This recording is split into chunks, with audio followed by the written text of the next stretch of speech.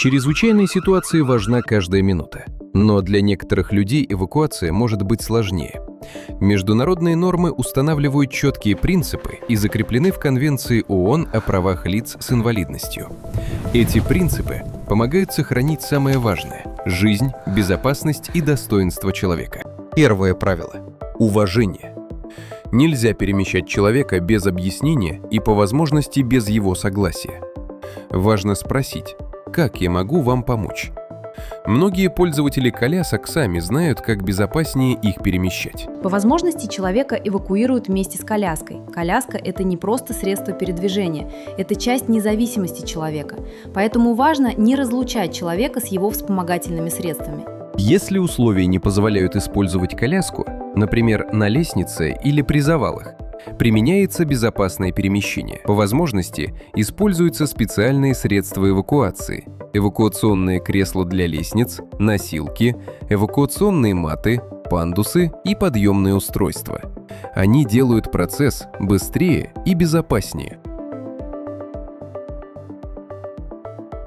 Носилки – это портативное, легкое и удобное устройство для переноски человека с инвалидностью, изготовленное из водонепроницаемого материала и оснащенное ремнями фиксации, ручками и мягкими поверхностями для комфорта и безопасности.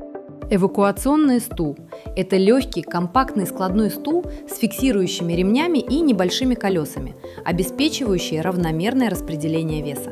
Им может управлять один человек.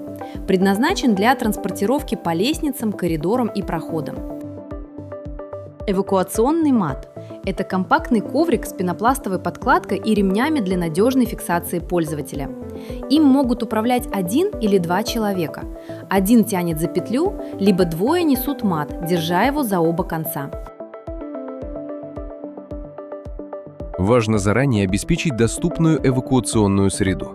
Понятные и доступные маршруты выхода, достаточное освещение, помощь и сопровождение на всех этапах. Эвакуация не заканчивается выходом из здания. Важно обеспечить сопровождение до безопасного места, доступ к лекарствам и средствам реабилитации, недопущение разлучения с близкими или сопровождающими.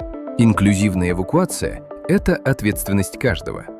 Соблюдение простых принципов помогает сохранить жизнь, здоровье и достоинство людей. К чрезвычайной ситуации важно не только быстро действовать, но и действовать правильно.